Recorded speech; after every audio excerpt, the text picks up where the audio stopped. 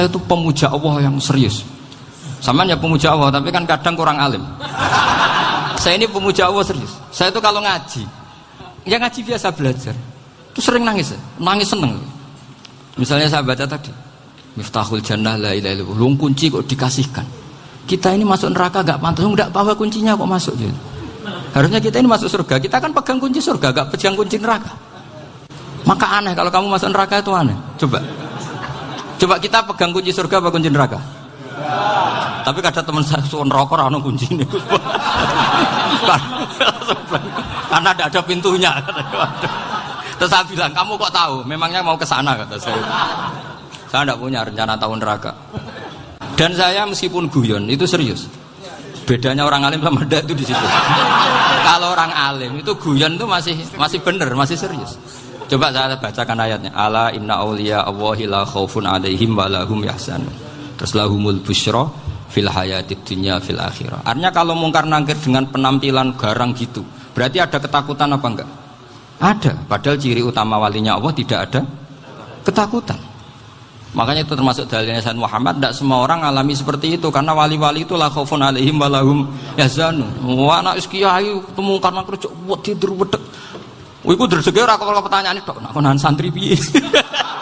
Lho isen wis kiai dihanjuti mungkar nakir. Malu gak kira-kira? Mesti plengane konan santri piye.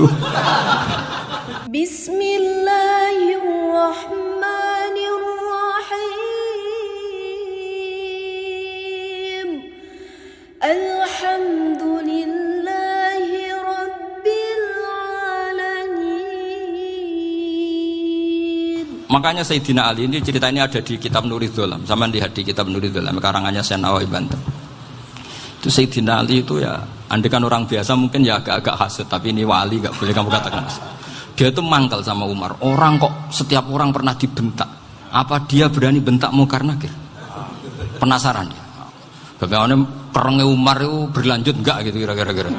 Akhirnya minta, ya Allah saya minta kasyaf. Ya karena yang minta Sayyidina Ali karena mau wajah dituruti sama kasyaf. Dilihat Sayyidina Umar pas meninggal itu. Jadi hasud itu ya kadang penting asal baik. Loh betul, bahasa Kanjeng Nabi kadang la hasada illa fisnaten. Itu Nabi bahasakan ya hasad.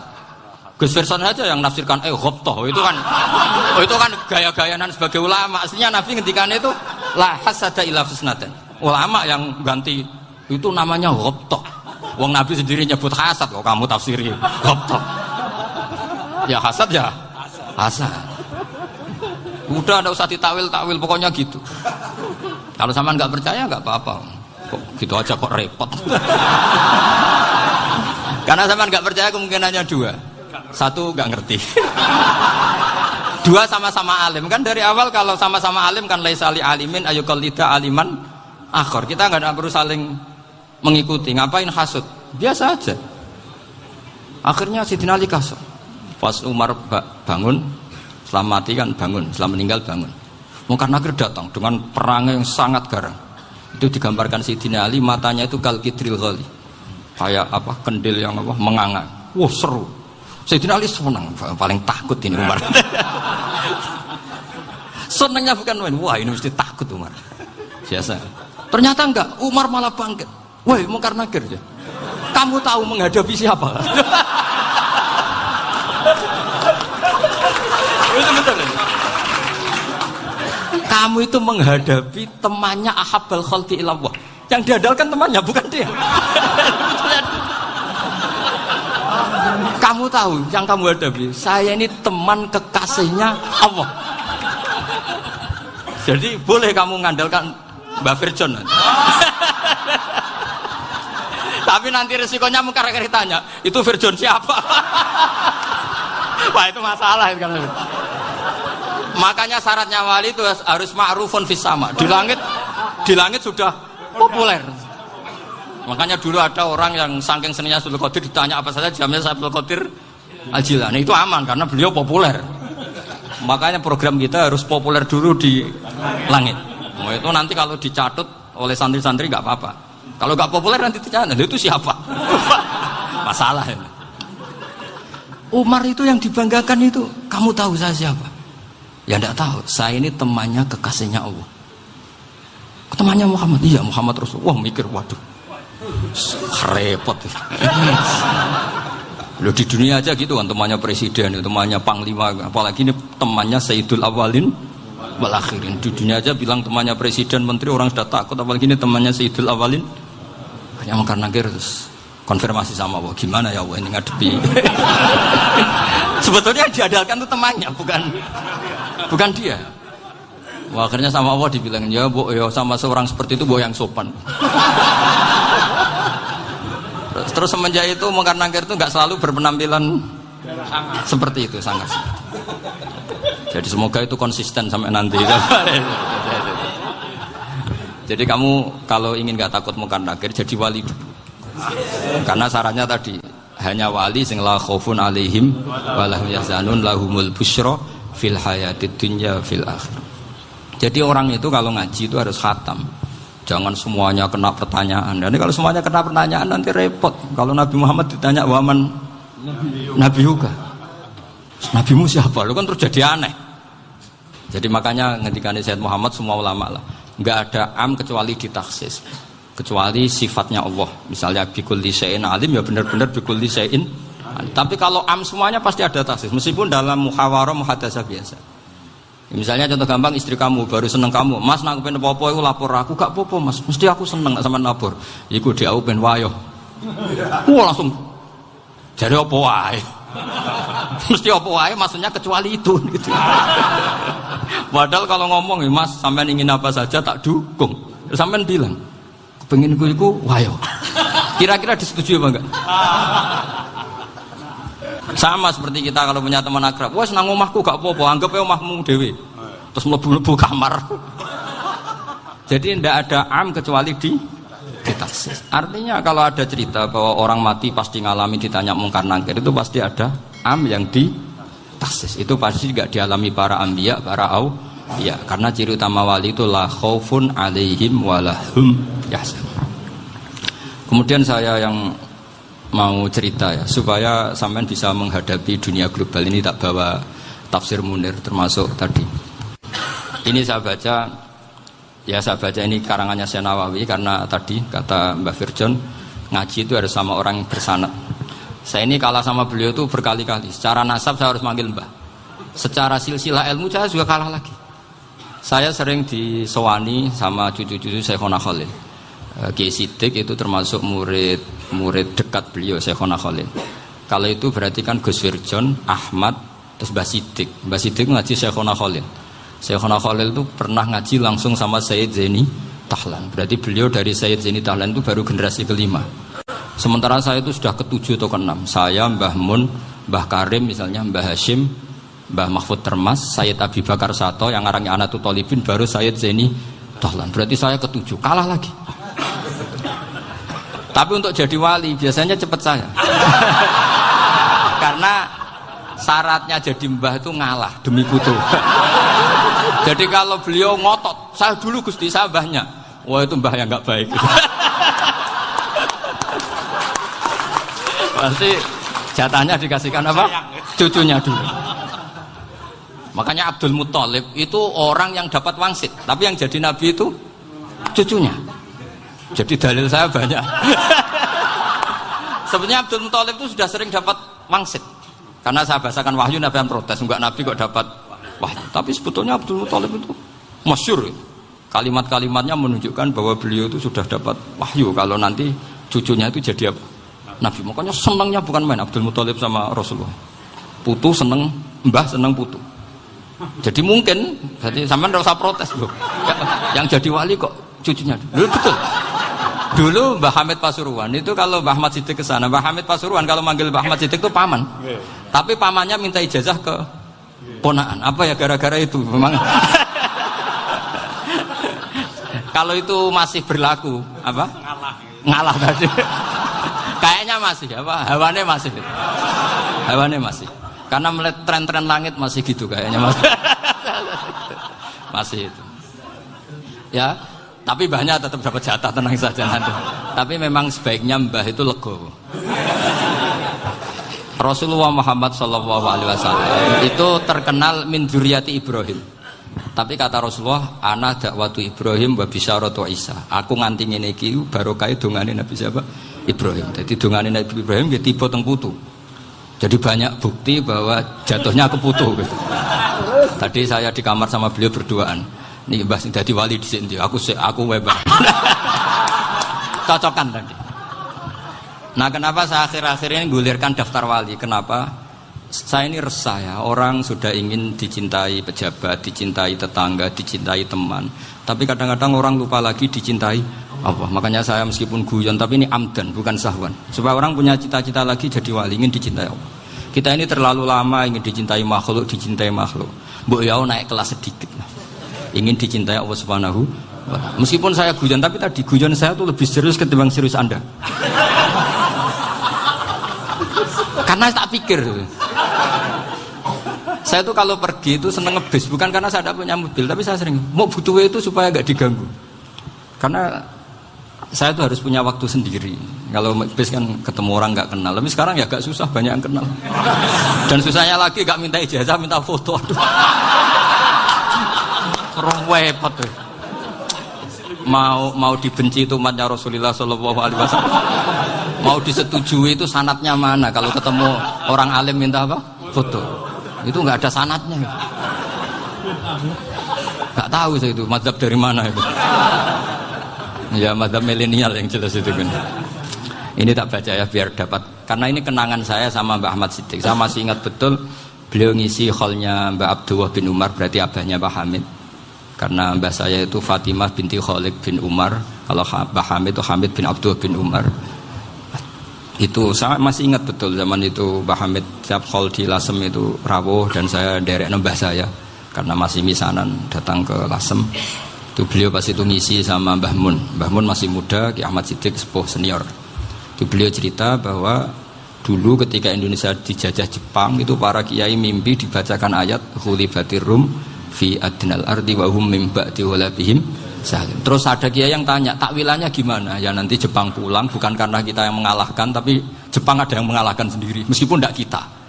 Kayak dulu Faris tidak dikalahkan Islam, tapi dikalahkan Romawi, tapi yang senang umat Islam. Wa yauma idzi yafrahul mu'min. Itu luar biasa ulama-ulama kita. Delalah kejadiannya Indonesia seperti itu. Yaitu kita tidak mengalahkan Jepang, tapi Jepang pulang sendiri karena dikalahkan apa? Sekutu. Ya ini saya baca. Ini tidak usah dicek bacanya benar apa enggak, sudah aman apa? Aman. Karena kalau saya salah itu ya sengaja. Artinya ya sengaja saja. Ya biasa maksudnya. Saya kemarin ngisi di Pondok Peloso, di Pondok Al Munawir Jogja. Salah itu ada dua, ada salah memang benar-benar salah. Ya itu enggak apa-apa, bisa dimakfu. Karena mesti sangke wong goblok salah yang terus itu. Ada salah bawaan ilmu, itu repot tuh dadaninnya. Karena misalnya kita yang biasa belajar qiraah sabah wayah sibuhu, mesti diulang lagi wayah sabuhu. Karena qiraahnya Imam Asim itu hasibah yah sabu bi fathis sin. Sementara kita kalau ngaji kitab kulino yahsib. Sehingga kita yang biasa belajar sabah itu kalau baca kitab itu kayak orang bingung. Kadang-kadang yang ngaji juga bingung. Gus Pak mocok di bulan pilih. Ya tepat-tepatan. Ada yang mengatakan Gus Pak bingung, ada yang mengatakan Gus Pak alim alama. Ya tepat-tepatan nasib. Karena memang ya sabah memang seperti itu. Misalnya kufuan. Kufuan itu Imam Asim baca kufuan. Tapi beliau punya murid namanya Syu'bah. Itu kalau baca kuf'an. Makanya kita itu, ini kan khataman Quran ya. Jadi saya menyinggung sedikit tentang qiraah sabah. Tadi beliau juga sudah tak kasih kitab saya Hifdzuna Liyadal Mushaf. Sama tak ajari latihan sabah. Memang angel ya. Makanya yang nggak bisa itu wong pinter. Sudah tahu angel ya nggak usah diteruskan kan. Orang menghindari barang angel itu pinter apa goblok? Pinter. Berarti wong goblok pinter. Saya tuh makanya sama orang goblok tuh respect. Jadi orang alim tuh angel apa gampang? Angel. Menghindari barang angel pinter apa goblok? Loh, orang menghindari barang angel pinter apa goblok? Pinter. Berarti wong goblok pinter. Jadi saya sama orang-orang goblok itu respect. Sudah tahu jadi orang alim angel ya barang angel ya harus dihindari. Makanya saya ini insya Allah umatnya Nabi yang termasuk yang terbaik. Amin. Karena mencintai umatnya Nabi termasuk yang goblok. Itu tidak gampang itu. Karena tadi sudah tahu ya Seperti itu loh orang naik panjat pinang itu yang naik karena ingin hadiah. Yang nonton sudah tahu, wah licin kok dinaikin mau keplotok ya. Tapi orang sepakat yang nonton juga pinter karena sudah tahu ribet kok. Tukun yang pasar kena lah apa mana. Sama juga gitu.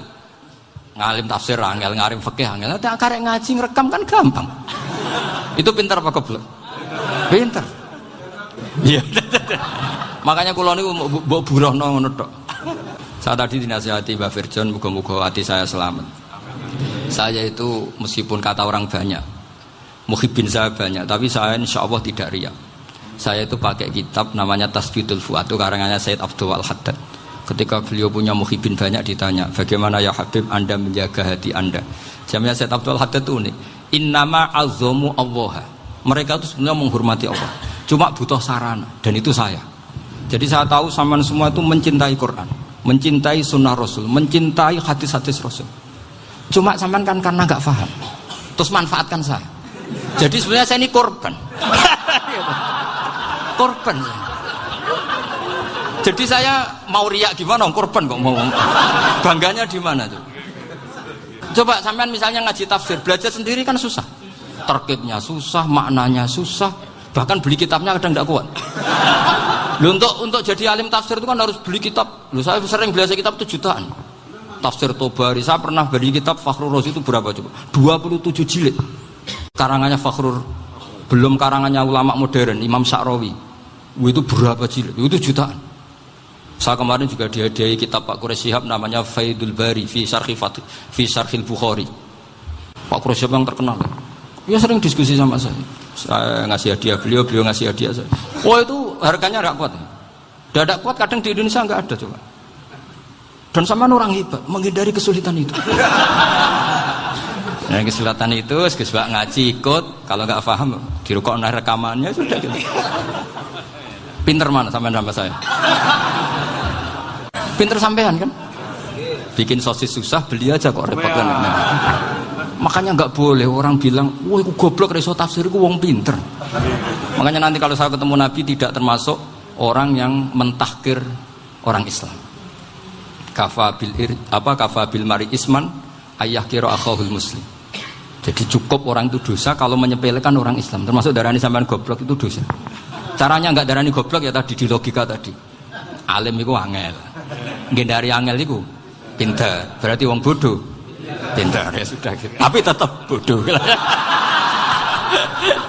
Tapi ini satu cara untuk saya respect gitu.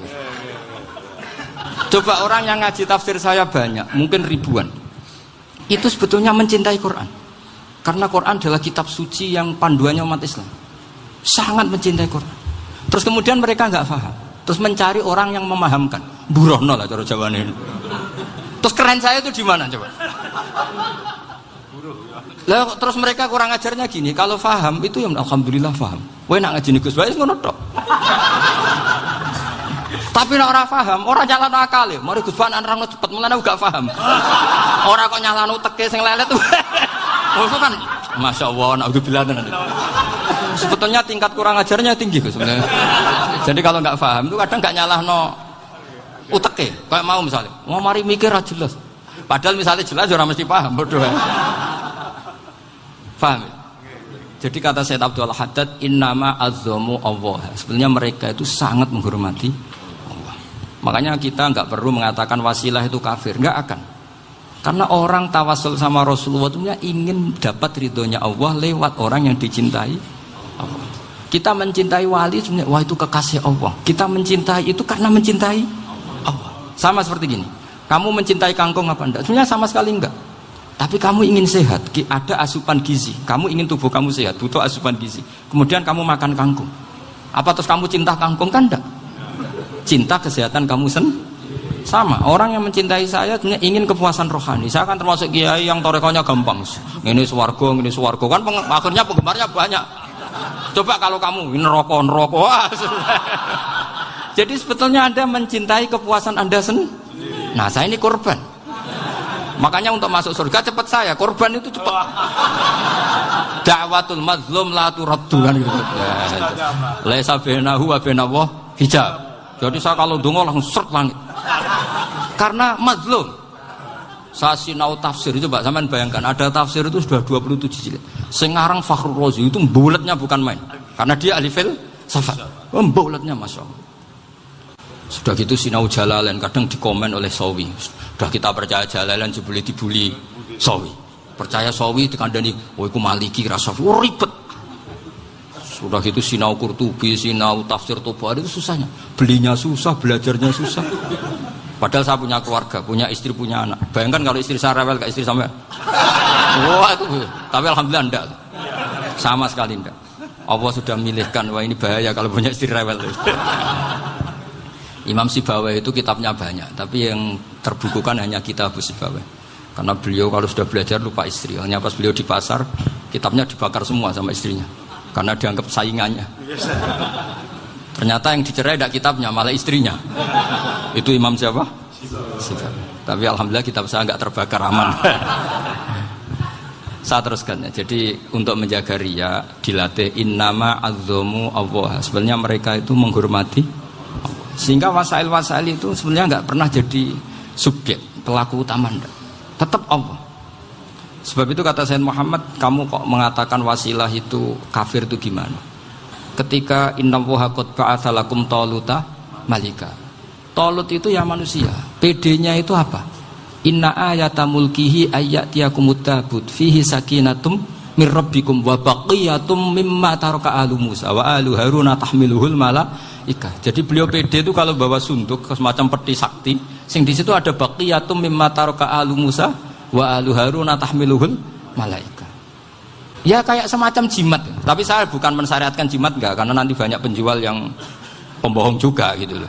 Cuma cerita, kamu tidak usah mengatakan kafir. Dulu Talut PD-nya kalau bawa sunduk semacam peti kesaktian yang di situ ada baqiyatum mimma taraka alu Musa wa alu Haruna tahmiluhul malaika. Sehingga Khalid bin Walid meskipun beliau sahabat dan menyaksikan wajah Rasulullah sallallahu alaihi wasallam, itu bawa sya'aratun min sya'aratihi Rasulullah sallallahu alaihi wasallam, bawa rambutnya Nabi.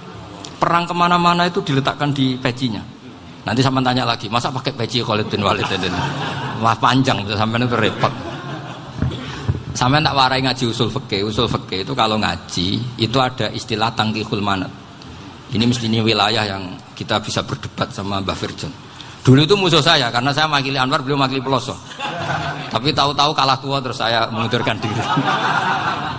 Di fikih itu ada istilah, ada tangkihul manat, ada tahqiqul manat, ada tangkihul manat. Tangkih itu kira-kira gini, lafadz hadis itu dibuang sekian untuk tahu bahwa itu madarul hukmi. Misalnya gini, tak beri contoh paling gampang. Sama harus paham, kalau nggak paham nggak pinter-pinter. Ja'a a'rabiyun ila Rasulillah sallallahu alaihi wasallam. Ya karena ini menghormati Mbah Ahmad Siddiq, beliau orang alim, jadi ngaji ini tetap ada suasana alim. Ya harus ada suasana alim. Nggak perlu jadi orang alim tadi, susah. Sudah ngindari susah itu pintar. Sudah itu aja. Jadi orang alim susah, ngindari barang susah pintar. Berarti orang tidak alim pintar. Nah, meskipun tetap sudah kita itu pegangi sampai mati nanti. Loh, jadi orang alim itu repot. Itu kata Imam Ghazali, kalau orang alim kalau masuk surga itu sama Allah nggak boleh. Kif, kamu nggak boleh langsung masuk surga. Coba cari umat kamu, syafaati dulu. Nah, saya takut nyari sampean tidak bisa kembali. Saya tidak punya rencana itu. Pokoknya masuk. Boleh sampean kuaduan. Aduan balik raroh dewe, wah repot nanti saya. Berat jadi orang alim itu berat. Ya saya teruskan ya. Ada tangkihul manat. Ja'a a'rabiyun ila Rasulillah sallallahu alaihi wasallam. Faqala ahlaktu wa ma ahlakaka qal waqa'tu imraati fi nahari Ramadan. Ya sidang kita, saya ini rusak ya Rasulullah. Kenapa? Karena saya menjima istri saya fi nahari Ramadan. Terus kata Nabi, kamu harus bayar kafarah. Napa Nabi kafarah? Puasa 2 bulan. Wong baru 1 hari aja terjadi gitu kok disuruh puasa 2 bulan. Ya tidak kuat ya Rasulullah. Baru berapa hari saya puasa aja kecelakaan seperti itu. Apalagi kalau sampai 2 bulan. Tidak ya Rasulullah. Ya sudah kalau gitu kamu pertama ngasih makan apa? Itqu raqabah kan, pertama merdekakan budak. Tapi kan sekarang nggak ada budak, makanya terus sekarang langsung puasa. Wah ini nggak bisa semua. Ya sudah ngasih makan orang 60. Kasihkan siapa ya Rasul? Ya orang fakir. Saya ini paling fakir. Di kampung saya ini orang paling fakir. Jadi mulai dulu orang fakir itu hubungan suami istri itu paling lancar. Mulai dulu. Makanya orang fakir itu anaknya banyak. Karena hiburannya hanya itu. Wong Ramadan aja. Coba mau ke ATM nggak punya uang, mau antri di bank nggak punya, mau apa coba? Itu mulai dulu. Ini sanatnya mutasil.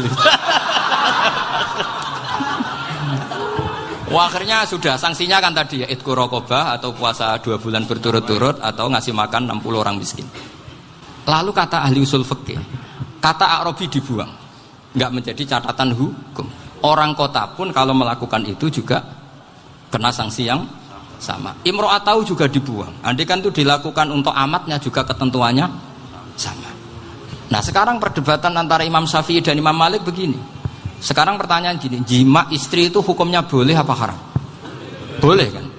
Lalu kalau ada orang tanpa udzur kemudian makan siang-siang, cara Imam Malik hukumnya sama, harus kena sanksi yang sama. Karena sama-sama hadku hurmati Ramadan bighairi udzrin syar'iyyin. Sama-sama merusak hukum Ramadan tanpa udzur syar'. Lu jima itu tidak zina. Kan hukumnya jaiz. Nah, sekarang makan hukumnya jaiz, harusnya juga kena ketentuan yang sama. Cara pikirannya Imam Malik. Nah, alhamdulillah Imam Syafi'i gak setuju. Wah, cara setuju repot. Bahkan orang-orang Syafi'i sudah punya khilaf, kalau gitu minum dulu. Iya, biar gak kena. Iya, biar iftarnya pakai minum. Setelah minum baru jima kan. Ya. Ini sudah menyiapkan khilafnya. Ini khas Syafi'i ini, bongsong rekayasa hukum. Nanti bisa belajar jauh cara ngakali hukum. Makanya guyonan yang masyhur Gus Dur itu gitu. Ada seorang kiai atau Gus lah, ya punya salah, namanya manusia kan punya salah, entah cangkruk entah apa, pokoknya punya salah. Ada wartawan yang ngiranya semua kiai itu orang suci, sehingga tanya sama Gus Dur, Gus itu ada kiai kok, ya pokoknya salah lah. Tapi jangan bayangkan dosa besar, enggak, kecil-kecil aja. Itu gimana itu? Padahal kiai kan orang suci. Jawabnya Gus Dur lucu. Ya justru yang boleh salah itu para kiai. Kalau kamu nggak boleh. Loh, kok bisa Gus? Karena mereka tahu caranya tobat. Repot. Kalau kamu nggak tahu caranya, sama pelanggaran hukum itu ya harus pakar-pakar hukum. Ya. Itu yang tahu caranya rekayasa. Kalau kamu ya kena pasal kan. Ya. Jadi kamu jangan niru saya. Saya ini punya sekian cara untuk nah, itu namanya khilah. Makanya kata Sayyid Muhammad, kamu tidak usah anti khilah. Karena Abu Hanifah itu membolehkan khilah, kitabul khiyal. Yang penting kamu soleh dulu. Setelah soleh nanti Allah maklumi. Soleh dulu, syaratnya soleh dulu. Kalau tidak soleh jangan. Contohnya gini, ada orang mau puasa lemes sekali, mau makan. Gampang. Kalau langsung makan kan kayak hadku hormati Ramadan biwiri udrin syar'iyyin. Aku langsung mau jembera sowan Mbah Firjon. Sudah status saya apa? Musafir. Ya, sudah berangkat aja sampai Tuban makan. Nanti kalau nggak jadi ya nggak apa-apa sudah. Kan mulai pergi sudah musafir. Saya tidak tahu nanti malaikat tertarik gebuki nggak tahu. Tapi itu ada khilafnya. Asal soleh. Karena kata Sayyid Muhammad dan semua kitab mengatakan itu. Kalau sama nggak tahu ya kebablasan. Nabi Ayub, yang nabi yang terkenal gudikan itu siapa? Ayub ya. Nah, itu yang Israiliyatnya kan seru lah. Gudikan dikukur bek kreweng itu terlalu lah kalau itu. Untuk kreweng konti ning Arab ora ono kreweng itu sudah masalah itu. Singkat cerita, Nabi Ayub ketika diasingkan kaumnya itu kan nggak punya sumber makanan. Lah orang lelaki itu mulai dulu egois. Istrinya Nabi Ayub itu cantik sekali. Udah cantik, rambutnya bagus. Makanya kamu nggak usah tanya kenapa istrinya kayak banyak yang cantik. Ya, nah warasatul anbiya nggak boleh gitu. Kalau nggak cantik ya warasatul anbiya dari segi balak. Istrinya Nabi itu semuanya cantik. Nggak usah tanya sebabnya apa, pokoknya gitu, semuanya cantik. Singkat cerita, beberapa kali istrinya Nabi Ayub itu kerja demi bisa nafkahi Nabi siapa. Suatu saat itu tidak ada pekerjaan yang cukup untuk beli roti. Satu-satunya peluang dapat rezeki itu putrinya raja itu rambutnya berondoli. Terus ada sayembara siapa yang rambutnya bagus mau dibeli. Sampai rambutnya istrinya Nabi Ayub itu dijual. Nabi Ayub tersinggung karena itu mengurangi kecantikan. Jadi lelaki mulai dulu gitu. Udah nggak urun kalau istrinya nggak cantik itu komplain. Itu khasnya lelaki. Jadi kalau kamu gitu ada sanadnya juga, tenang saja ya. Komplain ya pegawaian itu. Saking mangkelnya Nabi Ayub terus ngendikan la adriban naki mi'ata sautin. Kamu akan saya pukuli dengan mi'ata sautin atau dengan 100 cambukan. Atau mi'ata dikhtin atau mi'ata apalah sesuai konteks zaman itu. Engko namuni pecut tuku konti kok ribet lagi. Singkat cerita akhirnya ketahuan bahwa istrinya menjual itu demi Nabi Ayub. Allah nggak ridho kalau kekasihnya yaitu istrinya Nabi Ayub wis perjuangan kayak gitu malah kena hukuman. Tapi Allah juga nggak ingin kekasihnya yang bernama Ayub melanggar sumpah. Padahal beliau sudah sumpah, wallahi demi Allah nanti tak pukul dengan 100 kali. 100 kali dengan lidi lah misalnya, contoh yang gampang itu lidi. Akhirnya sama Allah dikasih satu solusi. Wa khud biyadika dikhtan fadrib bihi wala tahnas. Ya sudah, lidi itu ikat jumlahnya 100. Terus pukul sekali saja. Anggap saja sudah 100. Iku pangeran sing wari ngakali ngono iku pangeran.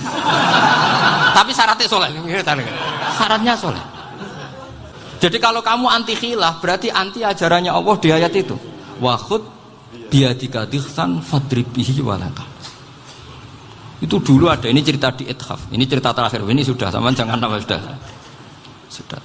Terus pengumuman tadi yang nggak pernah sepuh ngutang saya itu haram. Karena tadi saya punya kewajiban di rumah yang bisa menggugurkan ya kewajiban yang lebih besar. Lebih besar itu ya tadi bisa pernah guru, pernah sepuh. Yang jelas nggak umur. Umur sampean menangkap itu. Tua serepet itu. Ada raja itu ganteng kaya, senengannya nikah perawan cantik. Oh, itu semua kampung mesti kenal. Mungkin digilir atau gimana pokoknya. Suatu saat ada pemuda suka sama perempuan yang di kampungnya, cantik sekali. Kemudian pemuda ini ternyata pekerja di kerajaan itu. Tiap hari ditanya, wah itu yang di kampung yang cantik siapa? Mau saya nikahin gini. Wah bahaya ini saingannya raja. Jadi yang dibidik pemuda tadi itu saingannya. Si raja ini orang yang namanya raja kan gengsinya tinggi. Kaifatang kihuha wa qad ra'aitu qad qabbalaha rajulun. Kok mbok nikah piye? Saya itu pernah melihat dicium lelaki. Wah gak mau. Gak gelem wis kadung ditambung lan waqat qabbalaha rajulun. Saya pernah melihat sendiri qabbalaha rajulun, dicium oleh lelaki. Wah sudah gak minat raja langsung gak keren. Suatu saat pemuda tadi nikahi perempuan itu. Rajanya marah-marah, kamu lelaki gak punya harga diri gini. Gak punya selera, gak punya harga diri, sudah pernah dicium orang kok tetap dinikah. Terus bilang ke raja, ta'rif manir rajul, lelaki itu siapa? Abuha. Kamu tahu lelaki itu siapa? Sopo? Abuha. Bapaknya. Saya kan hanya bilang rajulun. Pernah dicium lelaki. Lah pikirannya raja lelaki wis kowe-kowe ngene iki. Tapi butuhe canom mau raja ben gak sida. Itu aja tuh. Baru kayak digulirkan gitu waqat qabbalah rajulun. Wah enggak mau. Setelah itu suatu saat pegawainya tadi nikahi perempuan. Kamu gak punya harga diri gini. Kamu tahu manir rajul? Pak Abu. Wah nak ngono aku gak apa-apa. Lah monggo sakniki wis bojo kula. Ora trimo wis diambung wis macam-macam. Lah itu namanya khilah. Apa? Khilah. Kalau di Balawa disebut tauriyah atau apalah. Tapi saya tidak ngajari sampean seperti itu. Sudah pinter sebelum saya ajarin.